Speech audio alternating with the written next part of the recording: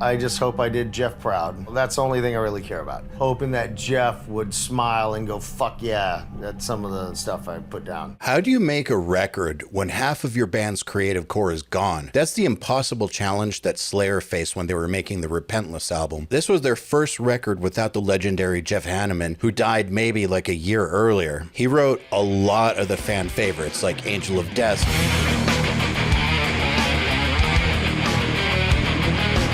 South of Heaven, Rain and Blood, Dead Skin Master,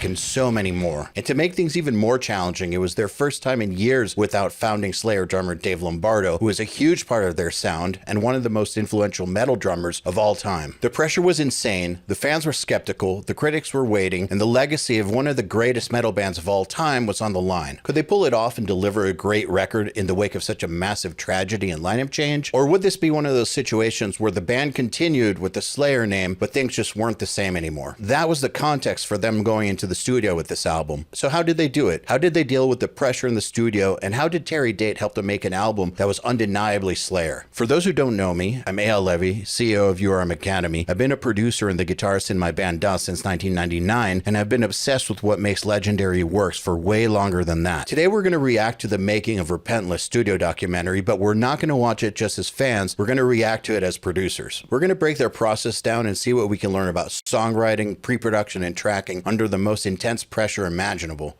Let's do it.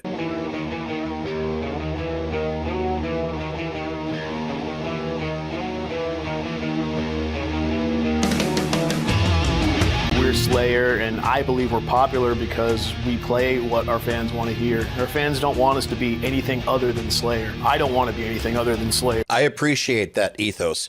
You know Slayer when you hear it. They have one of the most unmistakable, characteristic, trademark sounds in all of metal. And somehow, through several decades, they did manage to evolve. Like, they always added new elements throughout the years, but they still were always unmistakably Slayer. I had to write 90% of the entire record musically and lyrically.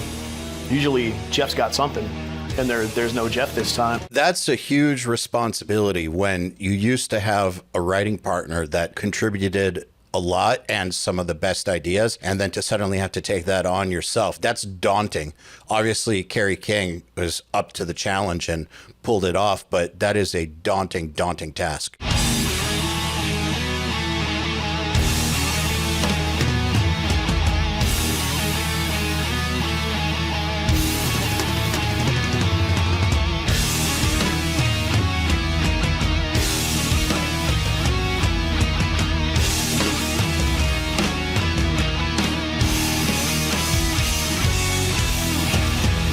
Those harmonies are so trademark Slayer. And speaking of riffs, this video is brought to you by Nail the Mix. If you want to learn how to mix and master metal, Nail the Mix is the place to do it, straight from the best. Mixers like Will Putney, Buster Odeholm, Jens Bogren, Nolly, TLA, David Bendeth, and artists such as Gojira, Meshuggah, Periphery, Opeth, Nickelback, and over 100 more. At the start of the month, we released the raw multi-tracks from the session so you can download them straight into your DAW and mix the song from scratch. Getting your hands on this kind of source material is an incredible learning opportunity, just so you can see what the standard really is like at this level. Then, at the end of the month, the mixer does a live stream where they break down exactly how they mixed it on the record and answers your questions live. You can also join our monthly mixing competition. Submit your mix, vote for your favorites, and win prizes like microphones, guitars, plugins, gear, and a lot more cool stuff. And your membership comes packed with extras. All the URM plugins, MixLab with over 150 tutorials, Riff Hard for guitarists, and access to our private community on Discord and Facebook. So if you're serious about leveling up your mixes and learning from the very best, check out nailthemix.com today. It's at the link in the description of this video. You know, then you throw my pipes in there, and then it becomes, okay, this is Slayer. Standing room, only all the world will attend.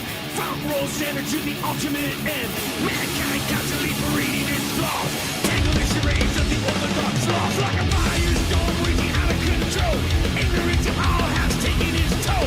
I mean, that could be on any of their albums right there. Like, if that was on Rain and Blood or South of Heaven, it would make sense. It just sounds like Slayer. Kerry writes stuff, Jeff would write stuff, and then together they would write stuff. So we have one of his songs that was done sometime in the last few years. It's called Piano Wire, and Tom went in and re-sang it. I think we recorded it with the last album, and it just wasn't used. So this time, we basically kept the tracks, had Paul play drums to it, and had Tom re-sing it. So it's a complete tune.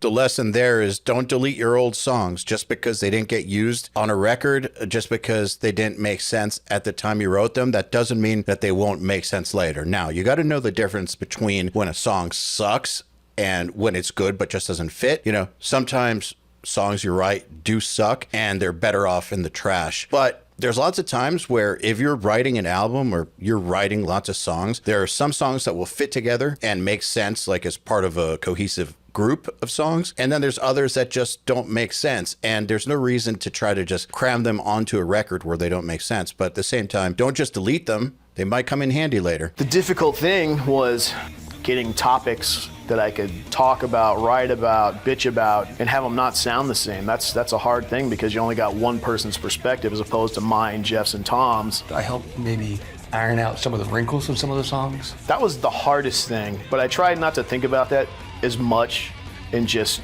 either get a couple cool lines in a chorus, a couple cool lines in a verse, a cool title, and just marry that title to the song that it fits and just go from there. I like that approach. When you have something that's seemingly a mountain of a task, one of the best things you could do is to just get started chipping away at it. He has a list of song titles and he has pieces of lyrics, and it might not work for him to write a song from start to finish at the same time, though I'm sure he did some of those. But what about the songs that he wasn't sure about? The process of just writing a couple lines at a time and then linking them to song titles that make sense, that's a good way to get on with things and to keep making progress. You can do the same with the musical side of songs. Like, you know, if you are writing a song and it's coming along slowly and you have to write 8 more, you shouldn't worry about writing all of the 8 songs at the same time. Like, if you think about that, it's going to drive you nuts. Just try to get one part done. Make one part fucking killer, and then that's done. And then go on to the next part, and the next part, and the next part. Just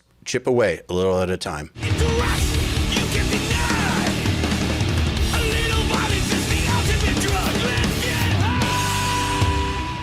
I actually wrote some lyrics on the road. I took it upon myself to do something I don't do. There was one time, I think it was the summer prior, we had 3 days off in Athens before, like, we lost a show in Turkey because of, you know, political unrest and stuff. So we went straight to Greece, and I'm like, you know what, I'm gonna use this time to write a song. And that's why I wrote Cast the First Stone. The whole tune, I finished it in Greece. So if we ever play Greece and we play that song, I'm sure they're gonna like it better because I wrote it there. So that's another example right there of Kerry King stepping up to the challenge. He just said he doesn't normally write on the road. And to be fair, writing on the road is actually really hard to do because there's just so many distractions and you're so exhausted. But because of the situation where he had to take on so much more of the writing and it was on his shoulders, he was now doing things that he wouldn't normally do. He was definitely stepping up.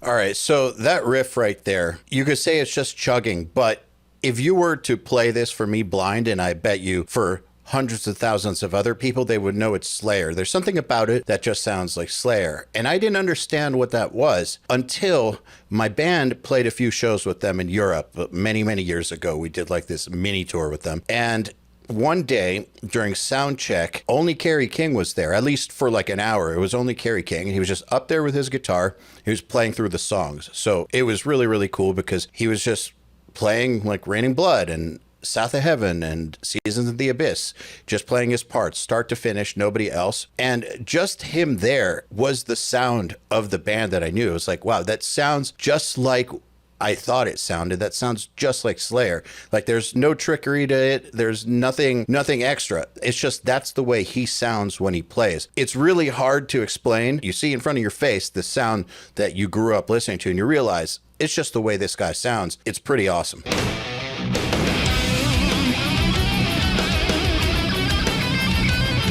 Shout out to Gary Holt. Great guy. great guitar player, and I can't think of anybody more appropriate to replace Jeff Hanneman. Talk about pressure also for him. Like, those are some crazy shoes to be filling. It's not like Gary Holt wasn't already an established guitar player in a legendary band, but still stepping into somebody's shoes with the Slayer fan base, that's a whole other world, and he's owned it. He's great. Cast the First Stone probably for me might be things that for myself I like the best.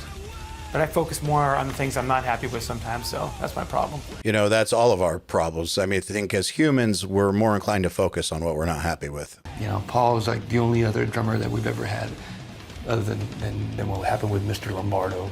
I was in Slayer a couple times, yeah. Yeah. I think that was a wise move after such a massive upheaval in the band with Jeff dying and going back into the studio and also losing their founding drummer. It made sense to bring Paul Bostaph because actually Paul was their drummer in the 90s. So he actually spent a long time with the band and made some really great records with them, like Divine Intervention, for instance. So bringing him back made a lot of sense. When I heard about that, I was like, oh, okay, cool. This is definitely going to still be sick. The funny thing about Paul is if Paul never quit the band, he would still be here. If he hadn't quit the band, then he would, it wouldn't, he would still be in the band.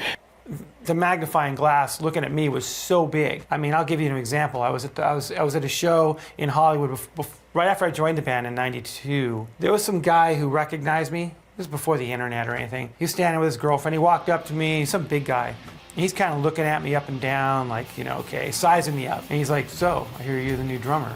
And I'm like, yeah, And he kind of like looks at me up and down, takes his hand and squeezes my bicep, looks at me, just does one of these things and walks away. And I'm like, well, that wasn't weird, So I'm like, okay, this is that kind of encompasses kind of what I thought the overall attitude about me coming into the band was going to be at that time.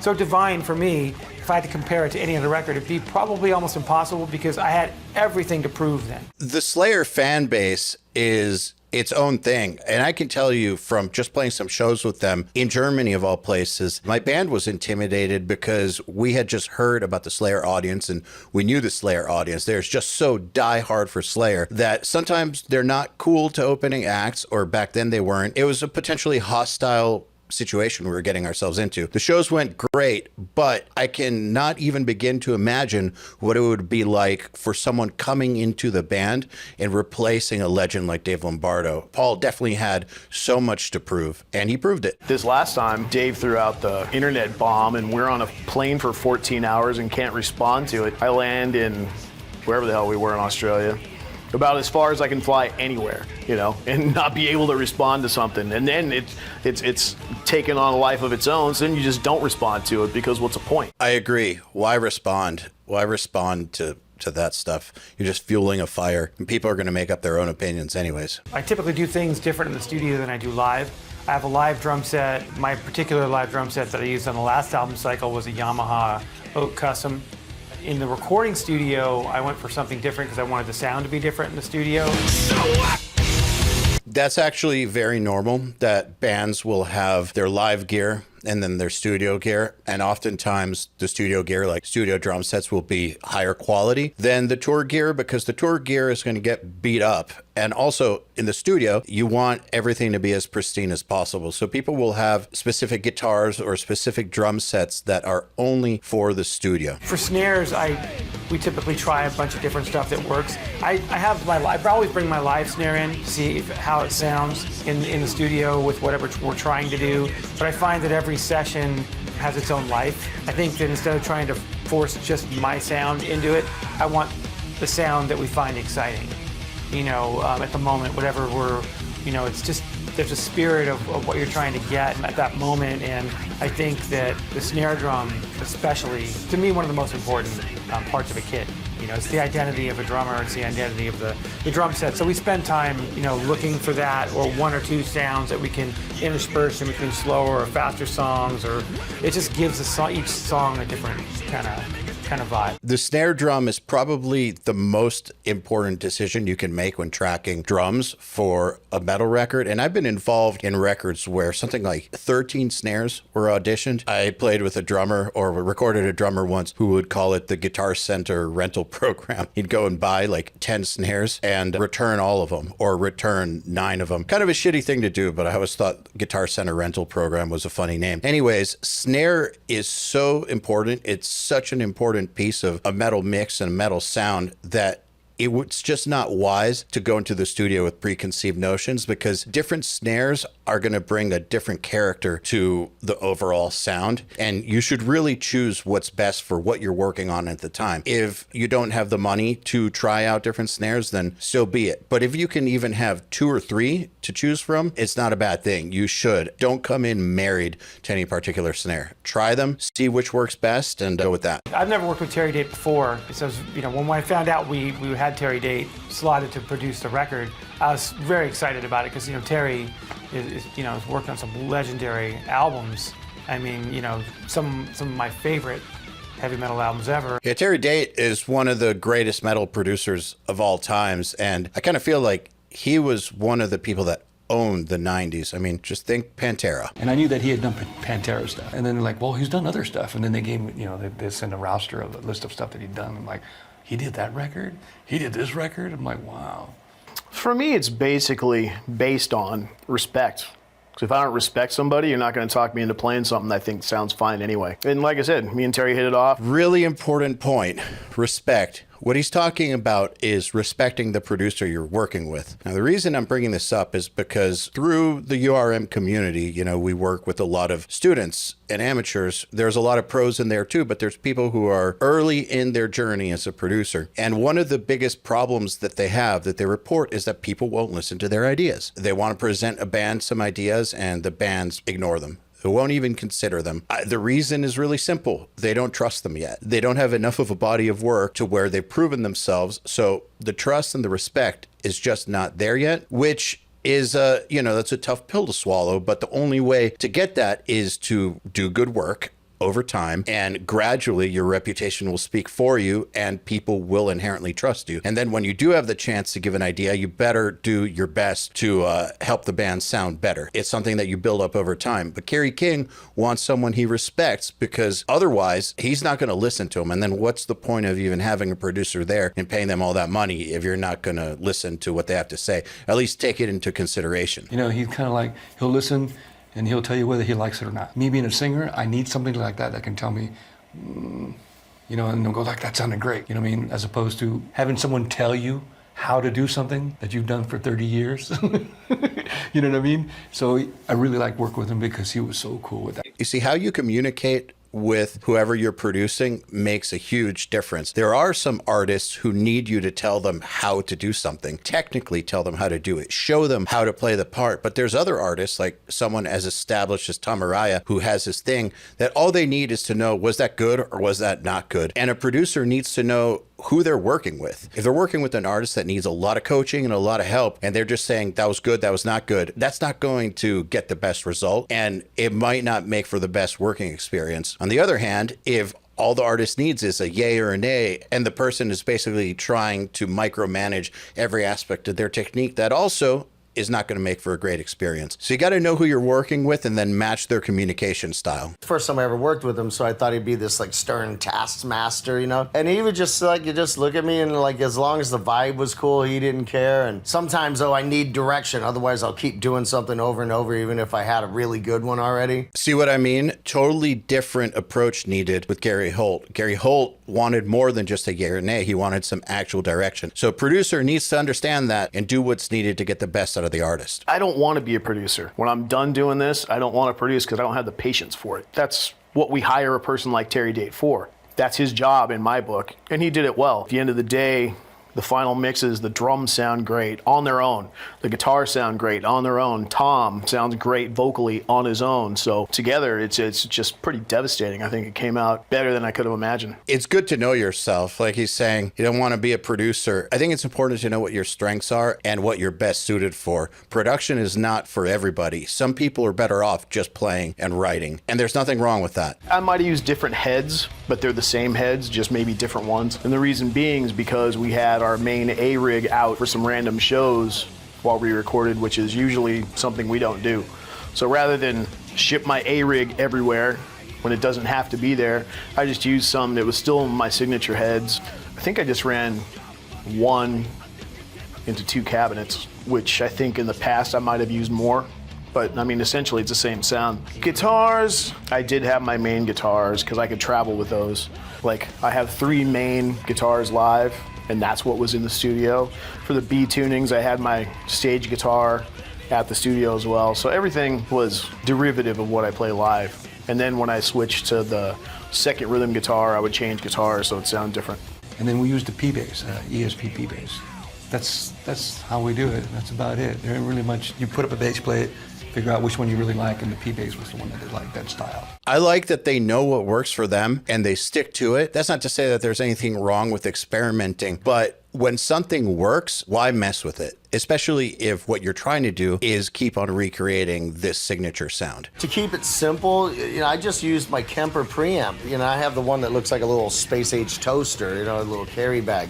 And so I was able to just get on a plane and fly to LA with my tone in hand, basically. With Slayer, obviously live, it's all about Marshalls and lots of them. But, this was just simple, and I had my Marshall profiled into it anyway. Some ESP LTDs, because my signature model was far from ready at the time anyway. And so they just I didn't even bring my own guitar. They brought a couple down, and I just went in and just kind of went for it. I don't know if everyone appreciates what a revolution the Kemper profiling amp was, because now there's lots of modelers, there's lots of ways to capture amp profiles. It's been like 12 or 13 years that it's been out, but when it came out, it basically changed the game. I think it's one of the most significant inventions in guitar gear, like ever, along with the Evertune bridge. But the Kemper, what made it so great is that you could profile your tones. Now, I remember a lot of people were super skeptical about it, and I made a point of trying to break that skepticism because I really liked using it in the studio. So I would profile their tones with real amps and then play them blind ABs of the real amp and then the Kemper and make them guess which one. And more often than not, they guessed wrong. They would think that the Kemper was the real amp. For whatever reason, they could not tell the difference. And once I did that, their skepticism faded because I just showed them. You could not tell the difference. And it was super cool, just went in and everybody just let me do my own thing. And, I'd do like 20 takes or something, and Tom would tell me, I thought the first one was killer. And I guess I'm on the right path then. I tried to think what the fans would like if the fans could pick out how it went down. And in my opinion, I think fans would be cool with Holt participating on leads, since a lot of this stuff was written. I agree. I think the fans were cool with Holt participating on lead. I know I was. Like I said, out of anyone who could have replaced Jeff, not that there is a replacement for Jeff, but if there's anyone who could have taken that position, I think Gary Holt is the dude. It's a very short list of people who would be capable of doing that. When the whole issue came up with finding someone to sit in for Jeff, we'll stop and we'll wait. We'll wait for Jeff to get better. And then when there's names were started flying around, I didn't want any of that. If you're not aware, before Jeff Hanneman died, he got a spider bite on his arm. And I don't know the medical term, but basically it rotted his arm and he couldn't play. And for a good year or so, maybe it was longer, Slayer kept going and Gary Holt was filling in for him. That's what Tom's talking about right here. So it's not that Jeff just died and suddenly they had to replace him. There was a whole time period where Jeff was sidelined from the spider bite. Someone brought up Gary, and I was like, my ears perked up because, Gary's a good friend. If this is going to happen, let's ask Gary. See Gary, how he feels about doing something like this if he wants to, because that's the only person in my eyes that could do it. Gary's fucking an amazing guitar player. Holt was my first choice from day one. So I'd be a hypocritical retard if I turned the table and said, no, this isn't the guy. He is the guy. Well, I was out on tour, with Exodus on the 70,000 Tons of Metal cruise, the inaugural one. And Kerry texted a friend of ours, Bob Tyrell, and I guess he just didn't want to bother me while I was playing. And Bob says, Kerry said, call him when you get to shore. And I called him, and he told me what was going on. And, you know, and at that time, I actually was really adamant about wanting to take like most of a year off with Exodus. I just wanted to write and stay off the road for a bit and work on music and relax, because Exodus had been going nonstop for a long time, since like 2003. But since I did have the time available, I said, sure, you know, we're all super good old friends and more than happy to help you out. You know, I thought it was gonna be like, you know, a couple of tours or something. The funny thing about it is I love playing with Gary. You know, I mean, Gary's like, I remember when I first joined Exodus, and, you know, I never really played with Gary before. I remember getting into a room with him, and when he started firing his amplifier and just playing riffs, I was like, this guy's badass. He's just heavy. I was a big Holt admirer, you know, years past. I would talk in the guitar magazines about him being like the Glenn Tipton of our generation, because he gets overlooked. And Tipton got overlooked. No matter how much you like Priest or anything, people don't resonate towards Glenn Tipton, and Glenn Tipton did stuff before anybody did. You know, phenomenal guitar player and tasty and good as they come. And that's how I looked at Holt years ago. And he's been my friend for 25, 30 years, so. That's why you can't do this stuff for the wrong reasons. You have to have the grit to stick it out. There are lots of people who are underrated. Gary Holt was a perfect example. He had about a 30-year-long career where people knew he was a good guitar player or a great guitar player. You know, there was a lot of respect for him, but he could have easily been in a huge band and just never turned that corner. For Slayer to come around and give him that opportunity it's like payoff after 30 years of going at it. But if he hadn't stuck it out through all the hard times, he wouldn't have been in the position to get an offer from Slayer. Like, it wouldn't have happened. So you got to have the grit to just stick it out regardless of the outcome. I just hope I did Jeff proud. That's the only thing I really care about. You know, making the guys in the band happy and hoping that Jeff would smile and go, fuck yeah, that's some of the stuff I put down. I'd say mission accomplished.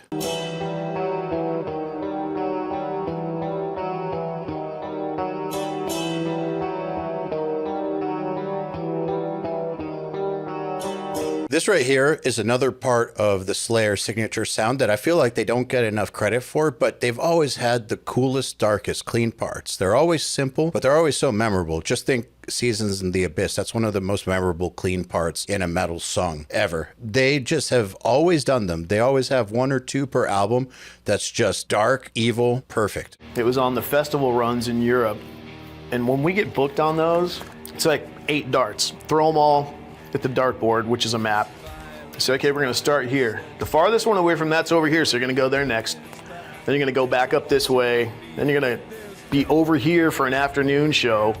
And just the travel and everything is just nightmarish. Booking agents love doing that. It's not just festivals. They'll do that to you on tours, just have the most insane routing. And I understand that sometimes you have to do that because that's just the way the cookie crumbles. But I've often thought that the reason that they do that is because they're sitting in an office and haven't really been on tour. They're not the ones who have to drive through the mountains in the winter and risk their lives. They're in an office. They're booking the tour. And so sometimes the routings are just fucking crazy and you got to deal with it.